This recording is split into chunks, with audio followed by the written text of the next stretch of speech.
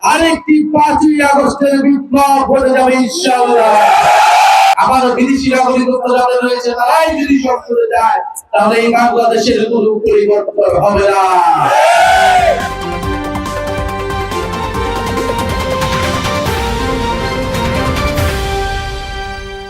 এমন কোন প্ল্যান আমরা বাংলাদেশে বাস্তবায়ন হতে দিব না যা বাংলাদেশে আবার আধিপত্যবাদী রাজনীতি তৈরি করবে। নিজেদের জীবন থাকতে আমরা সেই প্ল্যান বাস্তবায়ন শেরপুরে আমাদের এক ভাইকে হত্যা করা হয়েছে। যারা হত্যা করে লাশের উপর দিয়ে ক্ষমতায় যেতে চায় পুরো কায়দায় ফ্যাসিস্টদের কায়দায় তাদেরকে রুখে দেওয়ার দিন হচ্ছে আগামী 12ই ফেব্রুয়ারি।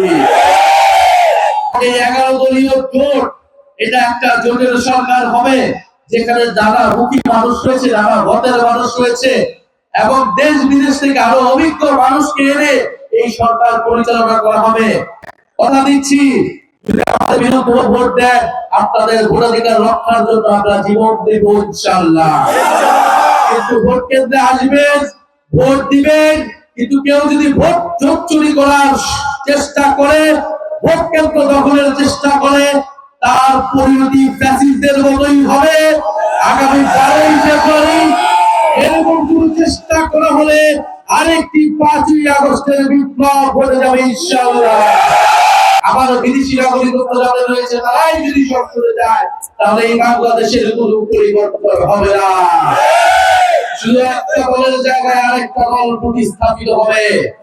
বাংলাদেশের মানুষ সেই কারণে গণঅভ্যুত্থান করে নাই, জীবন দেয় নাই, রক্ত দেয় নাই। বলে নির্বাচন, পরিবর্তনের নির্বাচন, সংস্কারের নির্বাচন এবং 11 দলীয় ঐক্য হচ্ছে পরিবর্তনের প্রতীক, সংস্কারের প্রতীক। দাঁড়িপাল্লা সাপলাকলি হচ্ছে সংস্কার এবং পরিবর্তনের প্রতীক।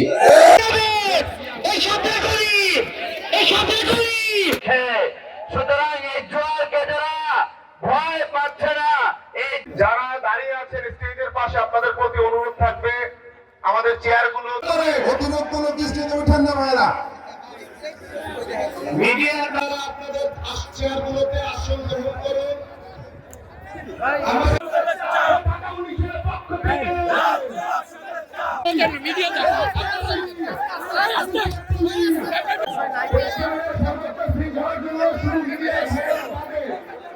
আমাদের ইনস্টিটিউশনের শক্তি আমাদের হাতকে আমরা শক্তিশালী করবো ইনশাআল্লাহ। সবাইকে ধন্যবাদ। নির্বাচনে প্রত্যেক কেন্দ্রে আসসালামু আলাইকুম ওয়া রাহমাতুল্লাহি ওয়া বারাকাতুহু। যারা না ভোটের ক্যাম্পেইন করেছে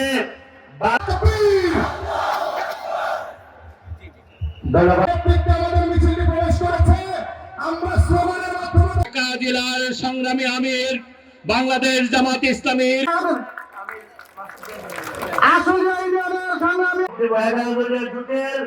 এই এলাকার মধ্যে প্রার্থী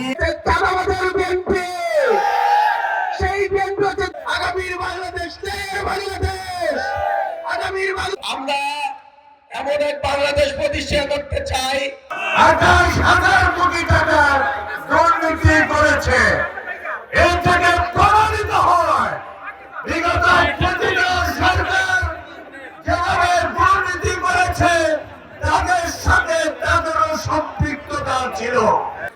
12 তারিখের নির্বাচনে 11 দলীয় জোটের প্রার্থীকে ইনশাআল্লাহ আমরা বিজয়ী করব। আপনাদের সবাইকে জানাচ্ছি আসসালামু আলাইকুম।